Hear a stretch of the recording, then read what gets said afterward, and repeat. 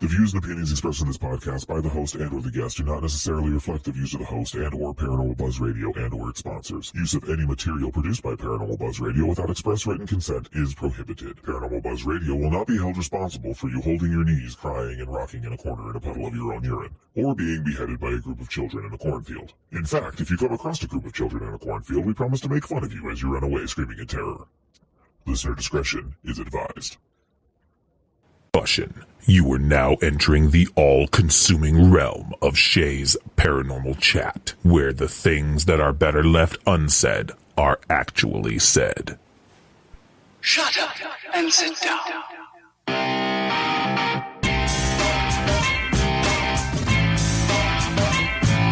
You're listening to Shay's Paranormal Chat. Paranormal podcasting done Shay's way.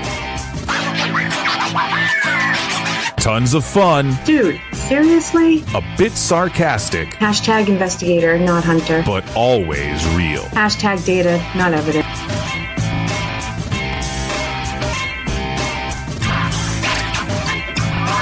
Don't get your panties in a twist. Oh my god, really? This is real, raw conversation.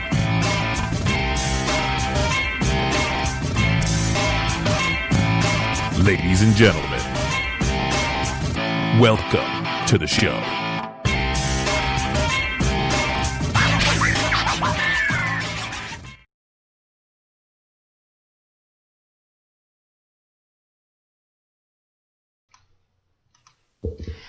Hello, everybody. Good evening. TGIF. As always, not only is it a great day because it's freaking Friday, but you get to be here with me and the one and only, the beautiful Kelly McCurville.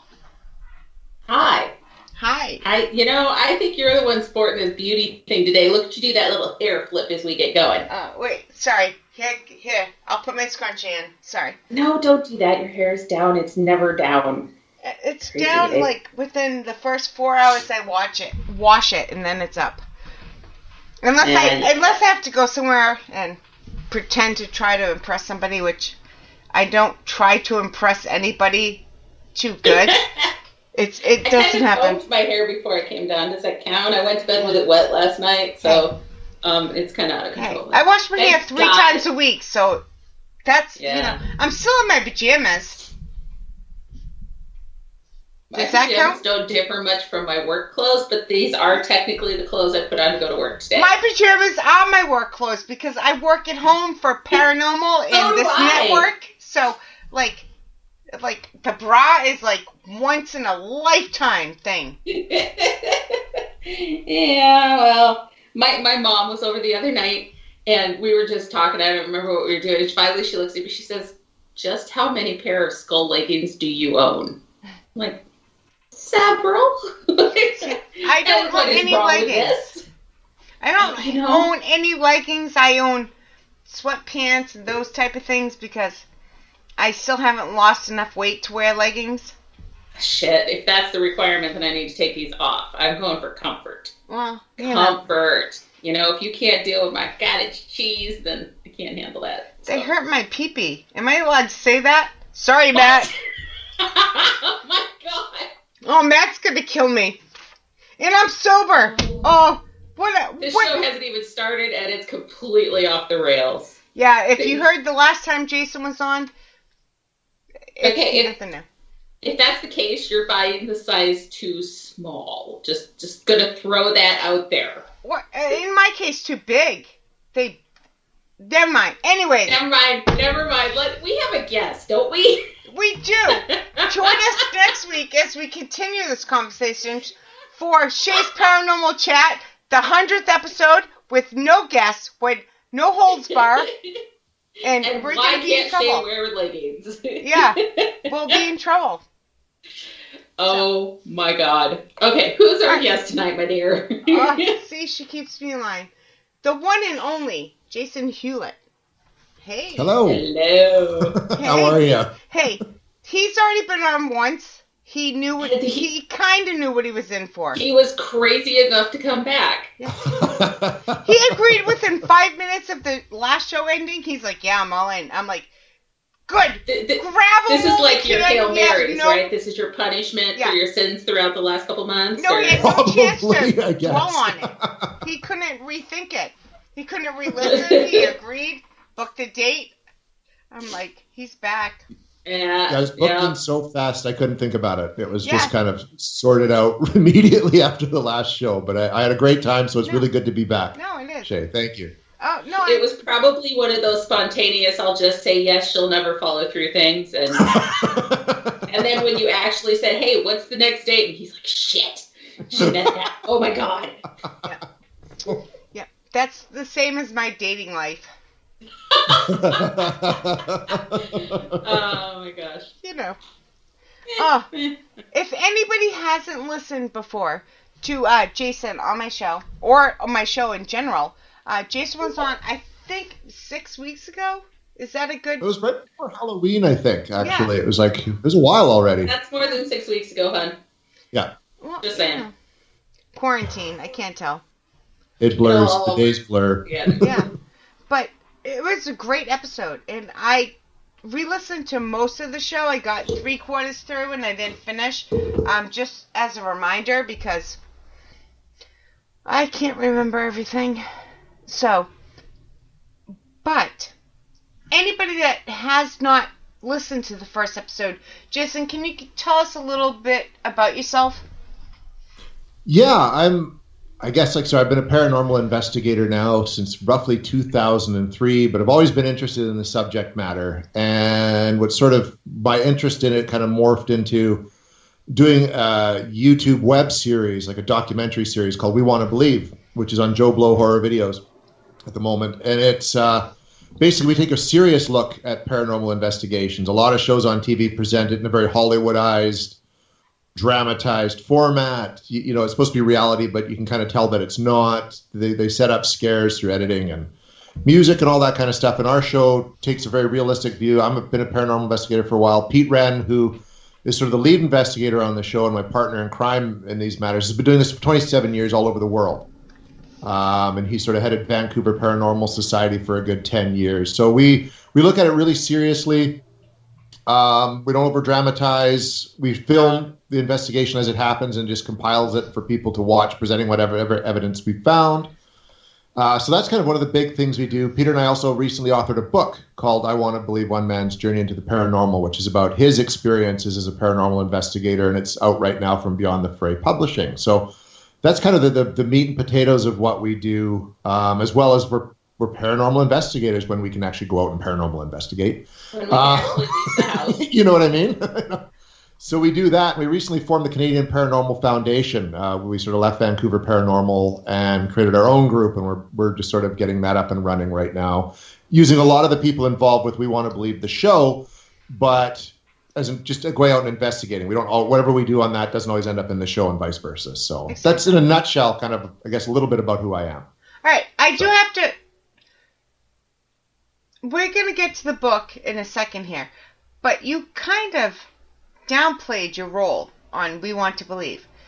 If I'm not, I could be wrong, because, you know, I'm dumb, but you're a host, writer, producer, and a director, I think, of We Want to Believe. I'm basically the writer-director for the show, plus I'm one of the investigators, and I film it.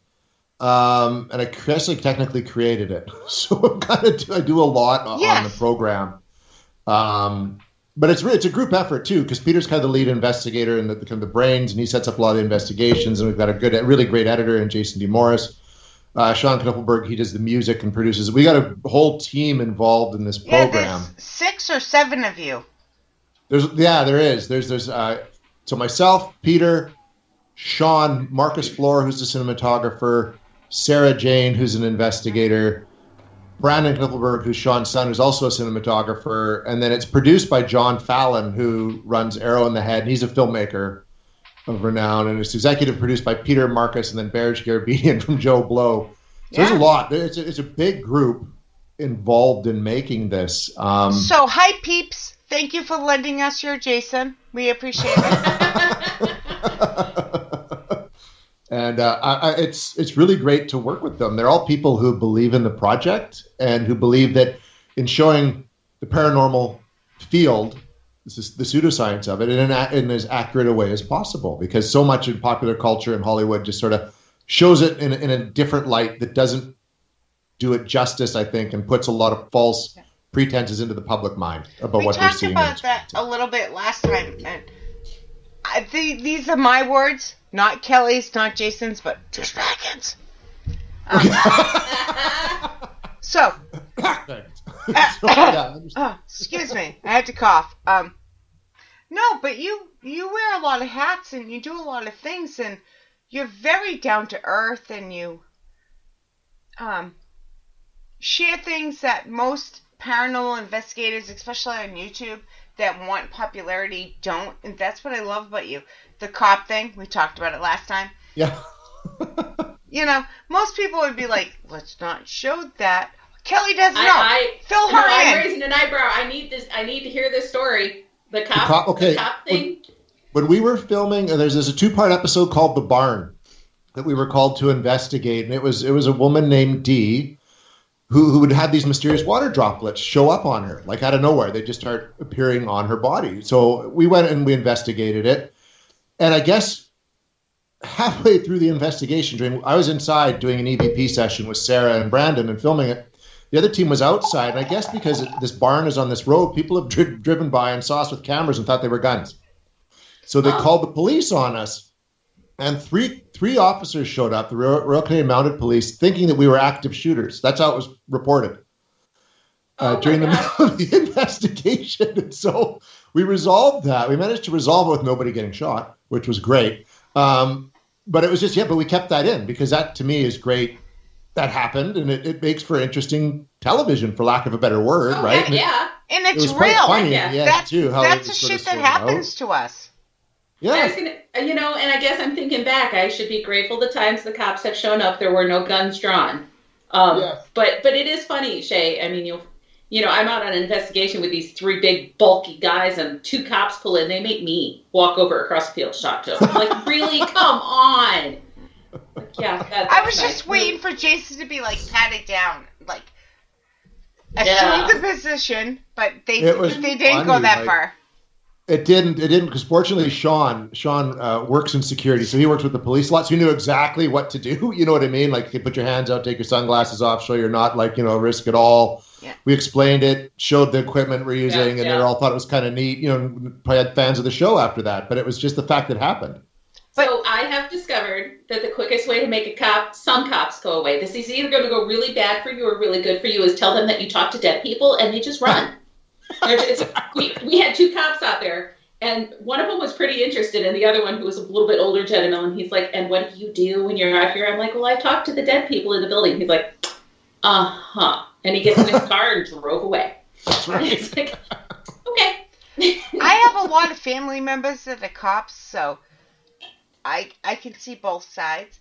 Yeah. But, No, the other guy ended up going into the building with us and looking around a little bit, so that's I thought it was cool, right? Like, yeah. And he was telling us other places, and then I'm like, so can we go there? He's like, no. I'm like, well, then stop telling me about cool places. I can't go investigate. Hey, Nicole and I, my sister and I co-found a team, SIS Paranormal Supernatural Investigation Services. We got pulled over once, and we're on the highway, so he came to the passenger. I was in the passenger side, and he came to my window, and he's like, "What are you doing?" Blah blah blah, whatever. Not even that. That's even more than he said. He's like, "Are you guys paranormal investigators?" And I'm like, "Oh, how do you know? How do you know this? I was like freaked out. I'm like, "How do you know?" I'm like, "What's going on?" He's like, "There's a bumper sticker on the car." And he's like, "Oh, I'm so into this." He's like, "Yeah, no ticket." He just pulled us over to talk locations and all this other stuff. And I was so freaked out. How do you know this? I was like, It's like psychic cops or something. Yeah, I thought he was. I was so scared. And it's funny how observant people are, and we forget like what our surroundings are. Because I've had people approach me in public. They're, "Oh my God, you're a ghost hunter," and I'm like, "Who are you, and how did you know this?" Like, your sweatshirt. I'm like, "Oh, yeah, right? Yeah." Wearing the team shirt, right? Yeah, I've been there. Been there. Oh well. All right. So, I don't know you, so if I ask questions that have been asked before, I'll apologize. And I'm sure this got asked, but so how did you get into the paranormal and into all the other stuff? Was there something that kind of kicked it off, or was it just an interest that you have? It was. I mean, it's always been an interest of mine since I was a kid. But I had a couple things happen to me when I was younger. One of them, I was probably about 5 or 6, and a buddy of mine was going to sleep over. So I went with my mom to go pick him up, and we were in the car, and she'd gone up to the house to get my friend and was talking to the mom, and I was alone in the back of the car. And it was a Pontiac. It was a Gremlin. I can't remember what company made Gremlins, but they're ugly cars. I remember ugly. They are ugly. They are. And yours It was was perfect purple. name for him. Yours was purple or blue. Yes, it was a purple Gremlin. Purple. I did talk about this. That's okay. So I was sitting in the back of the No, I know it Gremlin, from the video. Or a Right. video. waiting for them to come. And I was the only one. I'm looking around out at the street, and there's no one around. And the next thing I know, this face appears in the back window. This horrible, like, mongoloid kind of face. And it's there 1 second and then gone. But it freaked me out enough that I, like, ducked down to the bottom of the floor. And kind of went back up, and I'm looking around, and these footsteps come up, and it's my buddy. And I'm like, "Were you just outside the car?" And he's like, "No." And I'm like, "Did you see anybody?" And he's like, "No, there was no one around," sort of thing. And I said, "Explain what I saw." And he's like, "That's weird." My mom comes up, I asked her if she saw anything. She's like, "No, you're probably just imagining it." But it stuck in my head. Like, it was the first time that I'd seen anything mysterious that I couldn't quite place. And then about 6, 7 years later, so my early teens, where I live, there's a lot of woods and lakes. My family had this cabin we'd go to every year, and I'd usually bring a friend of mine. And me and my buddy Mike Stewart would always go, or whoever I had out, we were allowed to free range out into the woods, and we'd always take this path into the woods and back. Free range, yeah. It was like the 80s, right? So I just love that term for it. We were allowed to free range. Yeah, we could just go. Be home for lunch, dinner, bedtime. Yep. Otherwise, Street lights come on, it's time to get your butt home. Yeah. So we'd gone out after dinner, and we'd been out all day, come home for dinner, we're going back out, and we're taking the same route, and underneath this tree that hadn't been there before was a little fire pit, a little lean-to with a bone in it, like a cleaned out bone underneath this tree. We thought that was really weird. And we're kind of studying this thing because it wasn't there earlier in the day, and we're looking at it, and we're just kind of, yeah, I don't know. And it's getting dark, and it's like, I'm not comfortable. And my buddy's like, no, me neither. And this is Bigfoot country too, by the way, up here in Canada where I live. So we're like, let's just go back. Let's go back to the cabin. So we went back to the cabin, but that whatever was underneath that tree was the talk of the night. Like, we couldn't stop talking about it half the night up, right? Wake up the next morning. First thing we do, first chance, let's go back and look. So we go running back up to where the tree was, the tree. There's nothing underneath it. In fact, it's covered with pine needles. Like, so no sign that the ground had ever been disturbed at all before. So we were 12, 13. I'm in my late 40s. Me and Mike still talk about this story to this day and wonder what that was and what was going on. It is, and those two events combined have just started this whole kind of passion hobby that's kind of becoming like a profession. And I've just started asking questions. What is going on in the world around us? Because clearly something is. Right. And like all people who invest, we want to know. And there's a variety we come up with different theories. We keep looking. The more we look, the more questions. And it's just been a fascinating kind of little side project. It's turned into kind of a full-time job. So those are the two things. I have to ask. So you guys have talked about this for 20, 30 years at this point. What do you think it was? If you had to say in everything that you've learned to date and all the things that you know now versus you did when you were 12, what do you think it was? Well, I got kind of two theories on that, depending. It could have been like a time slip thing. You know, science is already showing that there's multiple timelines, even multiple dimensions. So if you look at it that way, something could have popped in and then popped back out at that one moment. I have a friend of mine, Chris Bowes, who's Indigenous, and I was talking to him about it. Right. He's with us on our Bigfoot hunt filming that we did, and he's like, "Dude, that's the little people," and I'm like, "What's that?" And he goes, "Well, there's more than just Bigfoot. There's all these spirits of the forest that come out, and at night they go back into the other side, and sometimes if they're not going to make it back in time, they set camp up somewhere." He says that was like the little people. Little, or was it like a full-size person lean-to? No, it was small. Sorry, it was small. Like, I mean, it was almost like toy size. You know what I mean? Like fairy-sized. Yeah, right. Like woodland fairy-sized, maybe. Ooh. Kind of. So he's like, it's little people. So they got, one wasn't going to make it back at nighttime, so he set up camp, and when he showed the next day, he'd packed up and gone home. Well, so I like that theory. That's a pretty cool one. It is. I try Jason, not to. Before we go on, anybody, sadly, there's a lot of people that does not understand the word. Can you explain what indigenous means? Indigenous. Yeah, it's First Nations, Aboriginal, Native. It's the latest word in Canada that we use now. Not just Canada, but yeah. But all over, right? Yeah. So and it's kind of now you can't say, but Aboriginal, First Nations. Yeah. So sort of native belief systems. Yeah. That they had, and I mean, as with natives anywhere, they have so many stories and so many different creatures that relate to the woods. So Chris is saying that was like one of their little people legends, but he believes it, and they believe it wholeheartedly that these beings are out there, right? And they're with Bigfoot out in the woods, yeah. And it makes sense to me as someone who likes to believe in that kind of stuff. I hate answering a question with another question or with an unknown, trying to describe an unknown with another unknown. But what's wrong with that? That means you're questioning the basics. Yeah, so I guess it's no different than thinking something beamed in from another dimension. It's just a different way of looking at it, right? So, well, and I think everything that we do, Jason, is kind of unknown. That's the whole point of what it is that we're doing, is that we don't know for sure any of this that we're doing. We're trying to help figure it out. So, we do our best. We gather the information. We put that data together, and eventually, somewhere down the road, it's going to all click, and people are going to go, now here's the proof. Yeah, exactly, right? Yeah. And I think it's funny because, 48-year-old me would love to go back to 12-year-old me and just be like, before you go back out, get a camera. You know what I mean? Right? Just take a picture of it. You're 48. 48. You don't look 48. Thank you. One day it's going to catch up to me like Dick Clark, I think. You know what I mean? It never caught up with Betty White. We're all good. There we go. Yeah, that's true, too. Yeah, that's true.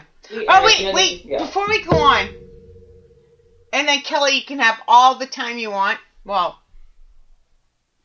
my segment will take up 4 minutes, and then you can ask all the questions you want. Okay. I want to see if Jason learned anything in the past 8 weeks. Uh-oh. That's right. There was a he test must have failed the test last time. Well, no, not failed. He did not fail. But I just want to see if he learned anything. She'll tell you it's not a pass or fail, Jason, but it is. Oh, I'm sure it is. No, I did. I told him I don't know you, but I'm silently judging you. Yep. Because, if she was silent about it, I don't even, actually, if you re-listen to the episode, I don't even think I was silent. I like to think I'm silently doing anything, but no. All right, Jason, you ready? Sure. All right, this or that. Investigator or hunter? Oh, okay. Investigator. All right. Data or evidence? Evidence. Provoking or no way? No way. Even when she's silent, she's speaking words, isn't she? I know. I agree. I'm also trying to remember what he said. I have it written in front of me what he said last time, but I'm trying not to look. That's why I'm looking here. All right, residential or commercial? Both. Orb or dust? Dust. Recorder or video? Recorder. Demon or asshole ghost? Asshole ghost. All right. Same exact answers. So I'm going to have you back every single time. Until you get it right, damn it. It's the second question every time. Evidence I know, versus data. data. And evidence, right? Evidence. But that's what we call it up here is evidence. That's what we... and we do. You'll hear a lot of people around here call it evidence too. Yeah. So. Yeah. And I hate to do that. And my buddy Sean, because he like he says, he does with law enforcement. So he says evidence is only what you can show in a court of law. And we can't show anything in a court of law that we do, right? It wouldn't hold up. Well, we can, but it's not going to hold up. It's not going to hold up. So what can hold up in a court of law? So I mean, sure, data is accurate, but we just seem to call it evidence for whatever inexplicable reason. Yeah. So we do have a few questions in chat. So I'm going to start throwing some questions at you here. She's changing the subject so you don't hate me. See that? Of course not. Never. Why would I do that? Come on now. What is your most and least favorite piece of equipment or gear? Oh, most and least favorite. I really like the recorder. I mean, the digital recorder is kind of the cornerstone of what we use. It's what we use to get everything, and it's the least fallible, I think, if that makes sense, if you got a good one. So I really enjoy that. My least favorite. We use it a lot, and we've got some good stuff out of it. But the Spirit Box it's something. It's so love-hate. controversial. It's love-hate relationship. Yes, it really is. We've got phenomenal stuff, and not just like a yes or no answer. We've got intelligent responses to questions with voices that have been repeated, where the noise stops and you can hear it clear as day. But there's always that part of me. Because you are picking up on radio frequencies that thinks it's some asshole trucker on the side of the road with his CB, just like, I'm going to mess with these guys. You know what I mean? Or a Che on the CB. Yeah. I would. If I was a trucker and I'm listening, I'm like, what are these idiots doing? You know what I mean? Yeah. Get out. Yeah. On a serious note, before she goes on with the question, we as a team like to... It's not just that one Spirit Box. It has to be other stuff going on. Yeah. Do you guys base that same thing? You can't just get hey, you ask, how old are you? I'm 12. If you get the number 12, we don't know if it's coincidence or not until you get other stuff going on. Do you guys still... We do a whole bunch. We do research before we go in as much as we can to get as much data to back it up. We use we use the cameras. We use audio recording equipment, multiple audio cameras and audio recording equipment. We use laser grids. We're using every sort of tool that we've got, and then what we find, the data that we find, we then go out and substantiate that through further research and the research we have. So we're not just relying. Oh, the Spirit Box said it's 12, so it must be a 12-year-old boy. You know what I mean? We want to go out and find We've gotten stuff on the Spirit Box, names that we've been able to track back to okay, you know what? Here's this case of some spirit in this house named Sandra that's hanging around the kids. And for some reason we can smell smoke. Well, we've learned through investigating that, a few blocks over, there was a girl named Cassandra who died in a house fire who was a babysitter that cared for young children. So then it sounds like, well, Sandra is maybe Cassandra. There's a house. You know what I mean? We try to build more than just going on what we're told. We try to find a reason. So do you check out, if you get one thing on one piece of equipment, do you try to wait till something else happens, or do you investigate every little lead? We'll kind of go at because we usually get an evening or a day. So we go in and we investigate as much as we can at that one time. We'll go back out, review what we found, try to substantiate that or, debunk it with what we can sort of pull out that way. And then if we can, if the people want us back, we go back again with what we found out, present it to them, and then even continue our investigation to see if what we find the second time backs up what we found the first, or if it's something completely different, or if nothing happens. So we try to be as thorough as possible. And even before going in, as thorough as possible in terms of interviewing the people, finding out if, there's any history of mental health problems, He said that alcohol so nicely. abuse, substance abuse. Are these people, like if you walk in, I've walked into homes where people are talking about they're being haunted, and there's like occult posters on the wall and every book on the subject. Right? Exactly. And it's just like, you guys kind of want something to be here, it feels like. So those we try are to be some of the hardest. Ooh. Yeah. Oh, yeah. The ones that want so desperately to have their house be haunted by something evil. It's like, oh, God. Actually, what? That's not the hardest, because I have no problem telling them, this is how I feel, this is what you're representing. The hardest ones are the ones that truly believe there is a haunting in their house, or they're being haunted, and they're not. Yeah. Mm-hmm. They're not lying, but they truly believe it, whether it's mental health, whether... I cried the first time I had to tell somebody, there's nothing here. We have spent 16 weeks here. There's nothing here. We promise you there's nothing. And we've had that happen too. Yeah. The people are almost crushed. Yeah, they're almost defeated by that. But it's like, there's nothing here. We found nothing. And everything suggests it's all in your head. Yeah. How do you word that? That's what... So, people watching TV, when we go to Waverly Hills or we go to Penhurst Asylum, people don't understand that there's actually, in the background, there's real people involved in this. Mm-hmm. Yeah, and they want answers. And some of them are so convinced, they're not even scared. They're just so convinced there's something in their house. They wanted that to be it. And I mean, I've always... I was a journalist for 10 years on the crime beat, so I'm blunt. I'm like, I'm sorry. We found nothing. We don't think there's actually anything here. Yeah. Right. And some people want it so badly that even if there wasn't something there, they'll manifest something there. Mm-hmm. So there is that negativity almost around, and trying to get them to understand, if you stop believing that there's something here, the little things that are happening here and there are going to stop. But exactly. Those ones are tough. And even if there is legitimately something there and you don't want it there, just stop paying attention as much as you can. Sure. It can be hard, right? And it's because if you stop paying attention, it'll go away. Or if you just say, look, my house, you're not welcome here anymore. If you are stern enough. That's my biggest thing right there. Yeah. Yeah. You convince it to go. I want to, when it comes to residential, and you guys can speak differently, but when it comes to residential investigations, whether it's something there or not, real something there or not, you want to empower these people to stop it.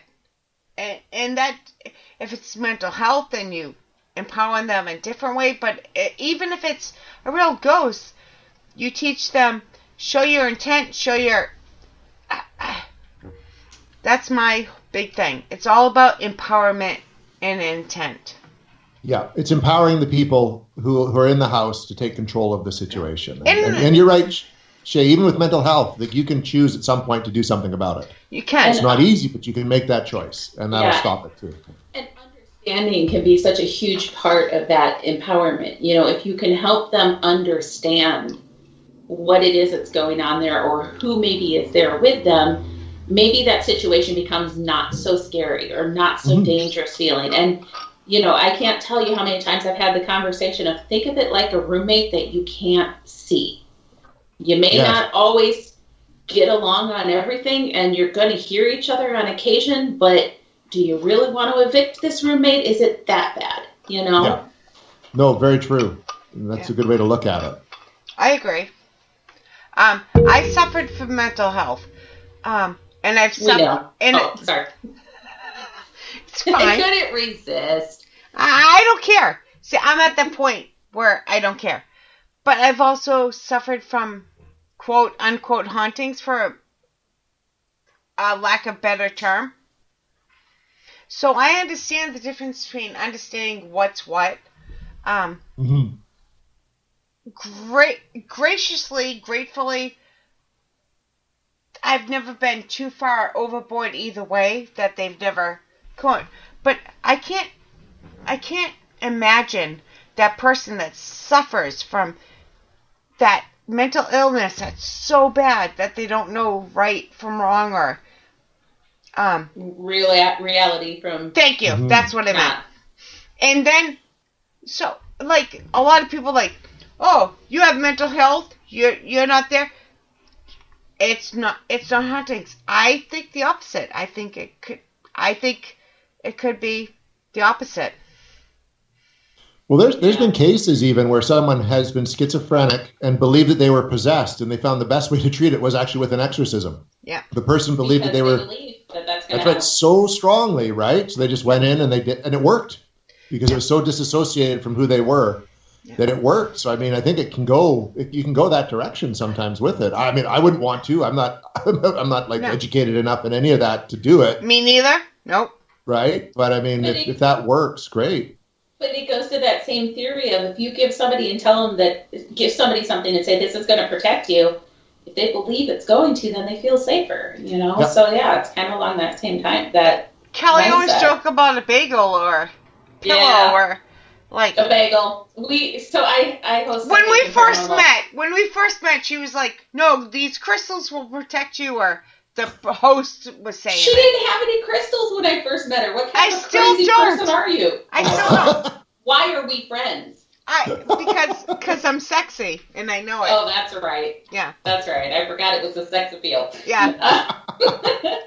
No, but so Mama Pat, who's in chat, and we host these psychic and paranormal expos, and we'll do panels all the time. And we came across the conversation of exorcisms, and yeah, that was kind of an example we got. Is that if you think you're possessed and you believe that getting hit by a bagel is going to cast out that demon, I'm going to chuck a bagel at you and you're going to be all better, For sure. Yeah. Absolutely. Belief is so powerful, right? Yeah. Especially when it comes to this stuff. So, no, that's okay. Whatever works in the end. Yeah. So speaking of beliefs, you're venturing off on Bigfoot now? Tell us about aliens. We got to get in both. We don't have... His wife will kill us. Okay, but we got to watch our time. But we have 20 minutes. Bigfoot and aliens. 20 minutes. Bigfoot is what I wanted to talk about, though, because Chris and I have just been talking. We need to go squatch hunting sometime. We got to figure out a place to go. We got to get this done. So I'm out. Yeah, Bigfoot. Because, like I said, we're in Bigfoot country. Yeah. And so we were doing these episodes about ghosts. And we did like a bunch of them, and it's like, well, let's do something different. I mean, we're in Bigfoot country. I had that experience growing up with finding the little campsite in the woods. Littlefoot, yeah, little people. So let's do it. So that's what we did. We, over the summer and into the fall, we went on a number of these squatch hunts with different people. We went with Chris Bowes. He's the Aboriginal storyteller and artist, and heard his experiences, and he explained his belief system. We went with a guy named Mike, who every year for 20 years has been going fishing at the same lake, and he's out in his boat. And every time he gets to this one corner of the lake, he starts hearing wood knocks, and they persist until he leaves. And it's happened every year that he's gone out there. So, of course, we went out there with him and got in the boat and went around. And then we went on one kind of final hunt on our own in the middle of nowhere at night. And we tried like everything. Like we did like recordings of baby crying. We did the calls, the knocks. We even broke out the spirit box in the woods. And we just filmed all of it, which was tons of fun and, got a little bit eerie at times. And we've compiled it into, I think it's going to be a 3-parter episode. We were able to bring in Ken Gerhardt, who's a cryptozoologist. So we've got did interviews with him that we can use to back it up. And then Shannon LeGros from Into the Fray Radio, because she's a big Bigfoot fan and researcher. And we compiled them in. And so we're pretty excited. The first part's going to come out later this month. And then there's 2 more parts to come after that. And it was great. Like, because going looking for ghosts is one thing. I've done that a lot. I've never gone looking for a monster before. And so it was just this whole new dynamic. It was just really interesting. And I mean, the absolute most unnerving part of it, though, is being in the woods at night and playing the baby crying, because that's supposed to lure them out. So we went out middle of nowhere. We played this baby crying and just killed all the lights and just sat in the dark, listening to this baby cry for like 8 to 10 minutes. And that does something to your psyche after that, especially having been a parent. Like, it's just kind of, yeah. So that was neat. That was an experience. We picked up some interesting stuff on the spirit box in the middle of nowhere. Like the first minute we turn it on, pitch black, it's raining, and someone just goes like, "Help me." And they're just in the middle of the woods. Yeah, it was really, really groovy. And then I don't want to say what we found going on the lake in the boat because I want people to watch. But that was kind of an experience too, right? And I was going to say, without telling us details, did you catch anything? We think we might have got something. We're hopeful. It was pretty convincing. Unexpected. Careful. I know, yeah, but it was convincing enough that it made like sort of the 3 excursions really, really worthwhile. And it was just so different to do that. We're really excited about it. The footage looks really good. We learned something, and we do want to do aliens. Like we want to when we can get back. Right now, we can't do anything. If we gather publicly, we can be fined $2,500 each right now. Oh my gosh! Yeah, so we're hoping that ends in February and we can start going out again. Like even just 3 of you guys? Yeah. No public gatherings. I know. Yeah, Canada is hardcore. We are. It's silly though because my son can go to school, but he's not allowed to have any of those friends over. There's no logic in any of this. Come on now. No. Which I don't want to get into because that's a whole other topic.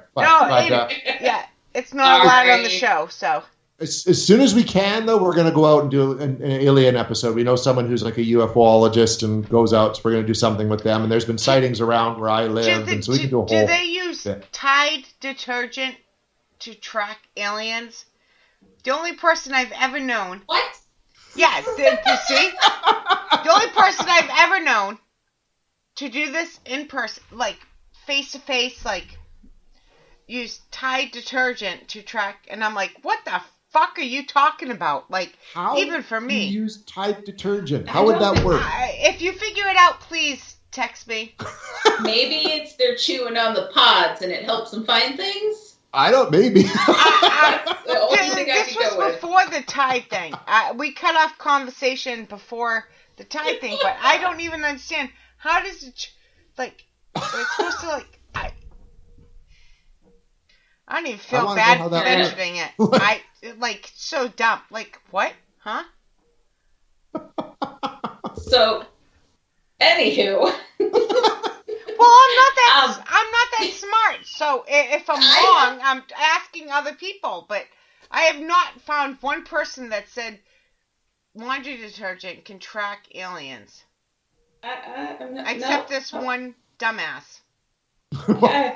That also said Tell us how you really feel, Shay. Later on, you also said fat women shouldn't be in the field because they're stupid. Oh. So, Oh, this person should stay away from me. Anyway. Anywho, let's change topics. Yeah. So, you're from Canada. Yes. What are some of your coolest places that you've been to up around there? Let me ask this question first. If you're comfortable saying, whereabouts in Canada are you from?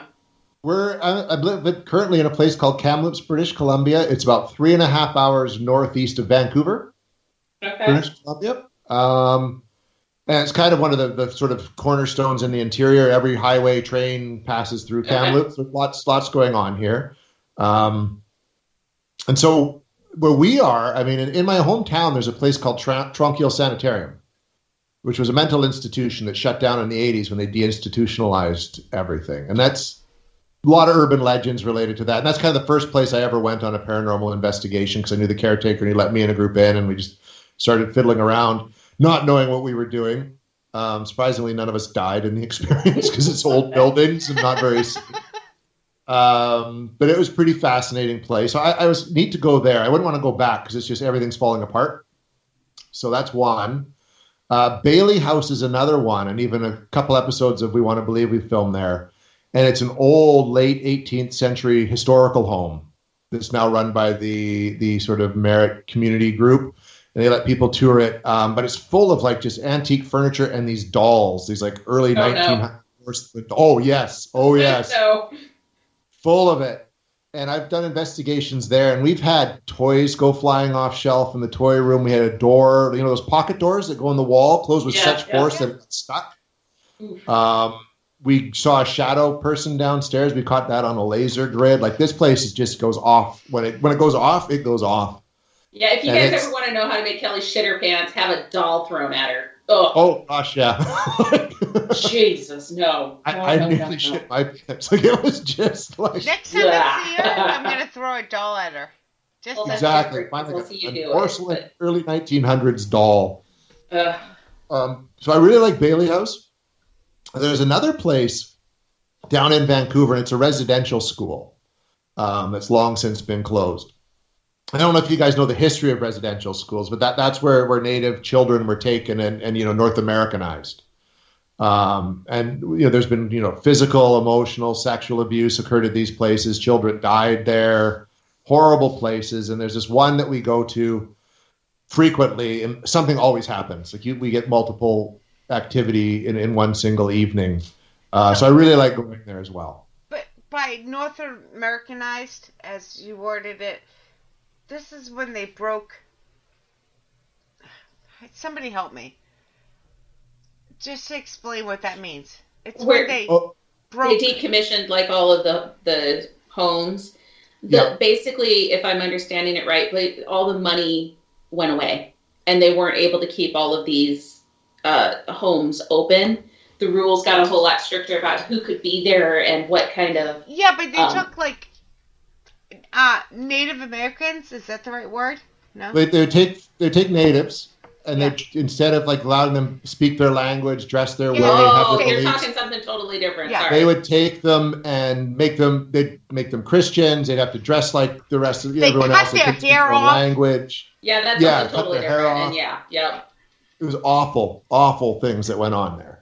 So this makes sense that this building would have like a lot of trauma and a lot of negative energy built up. A lot of pissed off natives. Oh, yeah, and so it gets a lot of interesting activity that goes on there. So it's a really neat place to go in that sense, but it's very you can feel it. You walk the halls and you can just feel the tragedy that happened there. Yeah. Yeah, and everything that happened there. So, Jason, what's your wife's name? Jessica. All right, so we have 10 minutes before Jessica hates us all. Okay. So I got questions though. Go. If you have 10 minutes, I won't ask another one. Okay, shh. He'll be back. He will be back. I can guarantee it. So have you ever got a chance to investigate any place in the U.S. then? I haven't, and I want to, and I've been invited, especially, dude, it's we fun. can hook you up. Well, and I so would love to, because there's so many places down there. I mean, like, I'd love to go to, there's so many that I'd love to go to, and it's just, all this really took off early in 2012, like in terms of the show and, starting to connect with people. And of course, the COVID hit right at the same time. So as soon as this is all over and the borders open, I can't wait to go to the States and investigate people like yourselves. And, there's so much cool stuff down there I want to hit up. Do you have a bucket list?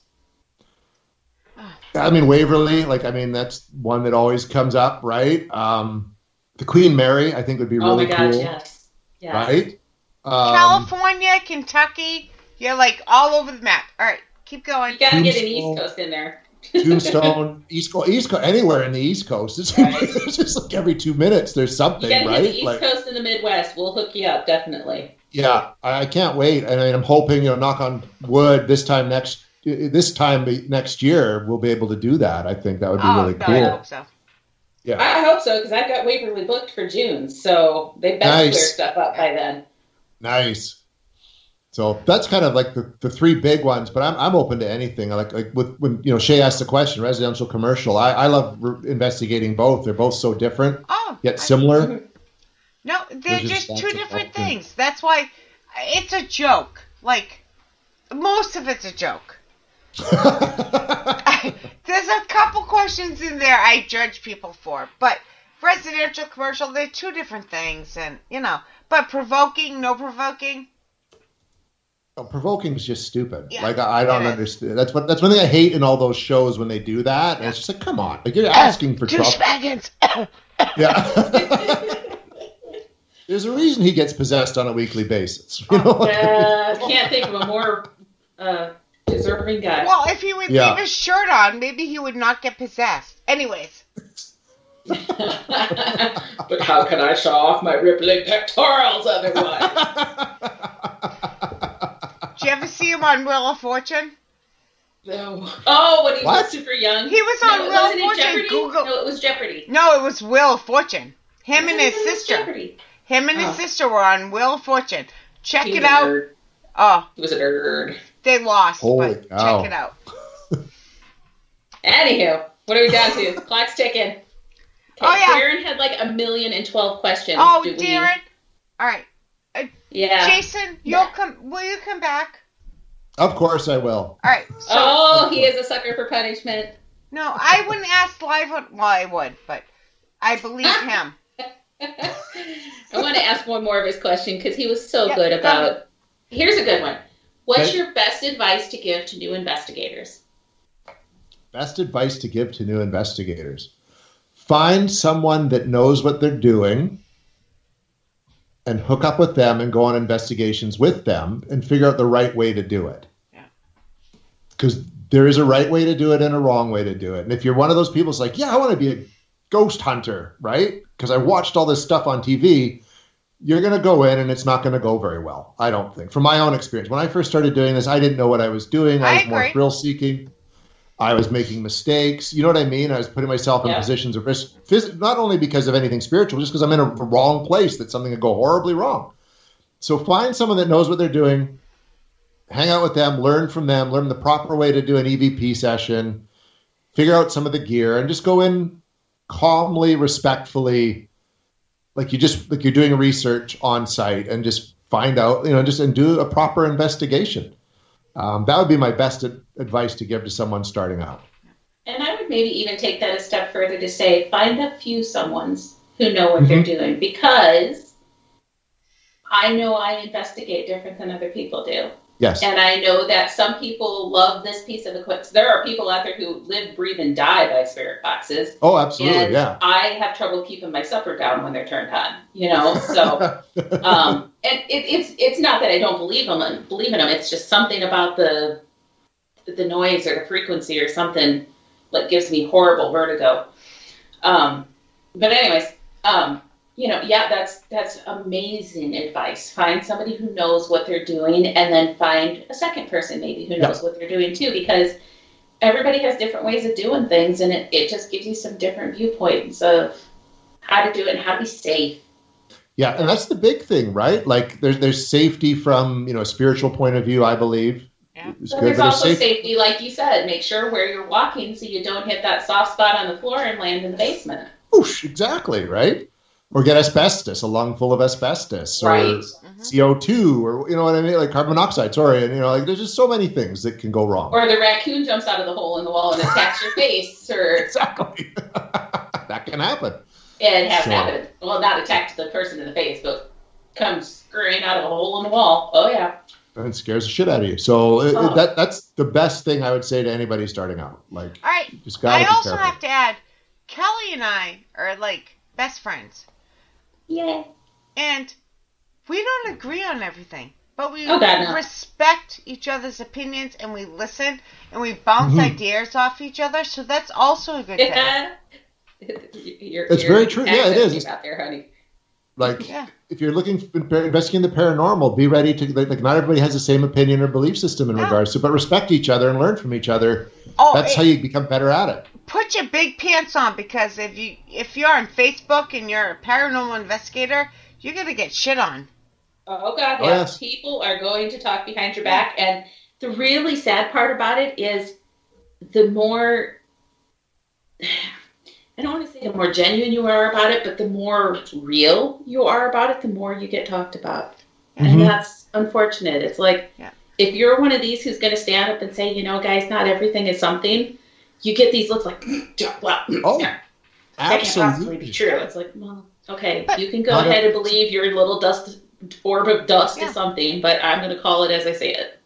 Yeah. Again, Kelly and I, we disagree on, I don't want to say a lot, but enough. But considering how good of friends we are, we do disagree on a lot of things. We do disagree on a lot, but we respect each other's opinion, because none of this is real. Proof. It's real, but none of this is fact. None of this is science. None of it's... So, like, we discuss it, and we put up with, all right, you believe this, I believe this, and... let's compare notes. It's perfectly fine for me to say, I hear what you said. I maybe still don't agree with you, but that's okay. Yeah. Why can't more people be like that? That's my last question. Amazing people, Shay, because we are fan. We are not. That's bullshit. So I'm asking. I'm going to ask Jason. Why can't more people accept that? I think because people I think it just comes down like everyone's got their ego, right? That's it. That's the word right there. Everyone likes to, everyone likes to think they're right, and it lets them feel like they've got some kind of semblance of control over their lives when they have none. Yeah. The more you look into what we look into the paranormal, the more you realize that we have so little control over what's going on around us. There's things all around us all the time. If you let go of the ego, can't the rest fall into place, or not for everybody? I think so. Not for everybody, because some people don't want to let that ego go, right? And I think we're just seeing that more now in this. And I think part of the problem right now, and this is a whole other topic, but so many people are scared because of what's happening in the world around them, and they don't have any control over it. So they're just latching on to whatever they can. And fair enough, but I hope when this is done and things transition into whatever the new normal is going to be, that people can let some of that go and just start listening. Because when I grew up, it was okay to have a discussion between two people, not get along. No, not that we don't get along, but not agree, but you can still get along. I don't see why we can't still. I have no idea why. Totally different show. Next time. When the world opens back up and people can spend a little less time in front of their keyboards. Yeah. Exactly. Maybe the world will get a little better. All right. That's Jason has 1 minute before dinner. Jessica, thank you for letting us borrow your husband. Did you ask him the questions last time, or do you need to ask him this time? Huh? Did you ask him the famous questions last time, or do we need to ask him this time? Oh, yeah. What's the one thing you would never want haunted? Never want haunted? Yeah. And we're explicit, so you can go anywhere you want. Yeah, if you haven't figured it out by my sailor mouth this evening, I don't know what's wrong with me, but... I wouldn't want haunted. Yeah. We've had butt plugs, we've had vibrators, we've had... Oh, my God. This is a whole network question, not just this show. It's us all over, so there's no... I would hope that at least at the end of a long day, when my child's asleep and, I get the house to myself because my wife's doing her own thing, and I go to sit down and watch a movie on the TV, that my TV wouldn't be haunted. So I could just relax, you know what I mean? And not suddenly have to deal with switching channels in the middle of And then he sits down and turns on probably a ghost show. So, Probably, yeah. That's probably what's going to happen That's tonight. Why I was laughing. It was. I want to watch Zach Bagans. Why do you keep changing the channel on me? Come on. Well, because there's intelligence somewhere. Exactly. You just proves there's intelligent life out there.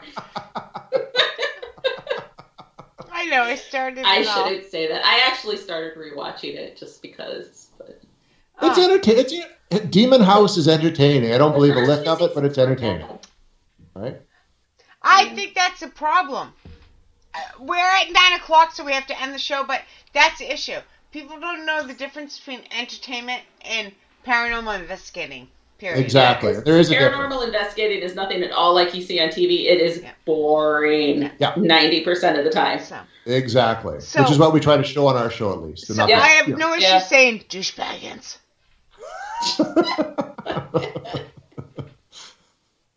He's a smart man. I will not take that away from him, but he's not a paranormal investigator. At least as seen on TV. Anyways, all right. Where can people find you? Yeah, Jessica's going to get mad here. Dinner's done. On Facebook, we can find We Want To Believe the series on there. As well, we're on Instagram. Same thing. We Want To Believe the series. And you can find episodes at Joe Blow Horror Videos. The book, I Want To Believe, is currently available on Amazons.ca and .com and on Barnes & Noble. Woohoo! That's where you can find us. That is. And you'll come back, right? Absolutely. If not, he's lying. I said it on actual national radio, so I will come back. He said it last time, and he's been back. All right. If you need to go get dinner, go ahead. We'll close up here. Thank you. All right. Thank you so much, I love ladies. you. It's been great. I respect you. I love you too. Thank you. Take care. Good night. You too. Good night. Bye-bye. Okay. All right, Hopefully Kelly. we didn't get him divorced on the line here or something. Now, if I promise something, I try to make it happen, so. All right. You want to give shout-outs? Sure. Let me go back here. Good luck. Clear down to the bottom. I can't even. All right. I can't even do it. My phone's Smell. I got it. I'm on it. All right. We had Miss Mel, Darren, Mama Deb, that Shay lady. Somebody let her in there. Bitch. Which is no worse than the Kelly person that got in there. Whew. Stephanie, Mr. Matt, of course, was in there. Mama Pat. I'm scrolling. Luna popped in. I'm scrolling. Luna! Yeah, I need music been while in I'm a while. scrolling. Miss Cynthia was there for a little bit, and then she was falling asleep, so she had to go. I don't blame her. I'm falling Crazy asleep. lady gets up. You people who get up before the sun's up, you crazy people. Mr. Darren, of course. I can't remember if I said him, but we're going to say him twice because he deserves it. He does. Mr. Derry had popped in. Mr. Chad. Hello, Chad. I saw Chad on TikTok. Hold on. Oh, did you now? I saw Chad on TikTok dancing. So I have downloaded TikTok, but I've never actually created an account. I don't know if you have to, but I'm not positive it was him. I'm pretty sure it's him. I think it was him. I saw him. He's like, yeah. It doesn't surprise me. Anyways, any chance that man gets to shake his stuff, he's doing it. It was just his head. Yeah, well, you know. Yeah, but I'm pretty sure I saw him on TikTok. He's gonna message me and be like, "What the hell are you talking about?" And then I'll tell him what channel, and he'll be like, "Oh, yeah, it was me." Okay. What do we think? So next week, join us, Kelly and I, alone. Oh my God. For our 100th episode on this network. 100. They've allowed us to do this 100 times. Yeah. Well, yeah. You're welcome. Am I supposed to say, Shay, you fired? Like.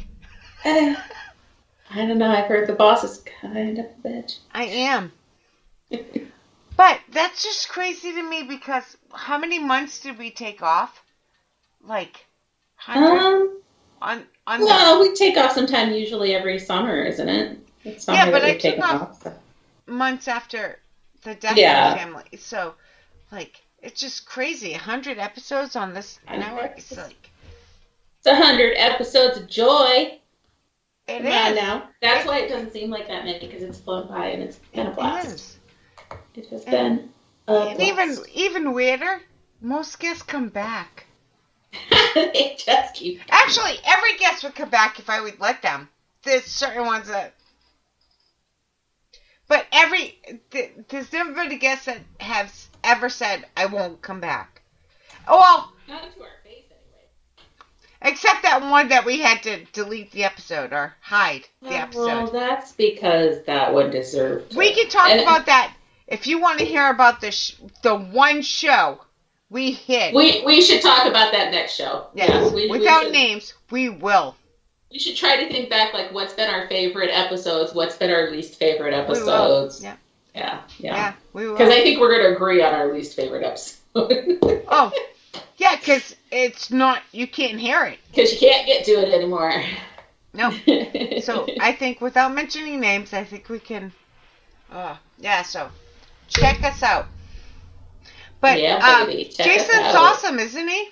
He's good. He's fun. He is fun. Yeah, I had like a million more questions, and Darren had a million more questions, but don't make it too late to supper. That's just poor. No. He's Pacific time, so he's 2 hours behind. That's why he'll be back again, though. So write him down. Definitely. I had to re-listen to last time he was on to narrow down my questions. Yeah, well, and who knows? Maybe we'll have to reach out to him and see if he wants to come on Traveler's Moon with us sometime. Sorry. Did you freeze? Okay. No, I wasn't sure if, like, froze in person or if your screen froze, but you just stopped moving. I'm blind. I was trying to read a message I got. All right, guys. Check us out next Friday, 8 Eastern, 7 Central, 5 Pacific. Join us for a party. 100th episode. Maybe we'll be drinking. I was going to say, we may need to have another drinking game, you know? No, I can't. I'll be a diet. No, maybe. I don't know. But it will be fun. Either way. Either way. We just have to drink more to make up for what you're not drinking then. This is what I'm hearing. There we go. We can try that. So. All right. I need some volunteers who volunteers as tribute to come back next week and drink for Shay. Yeah. Yeah.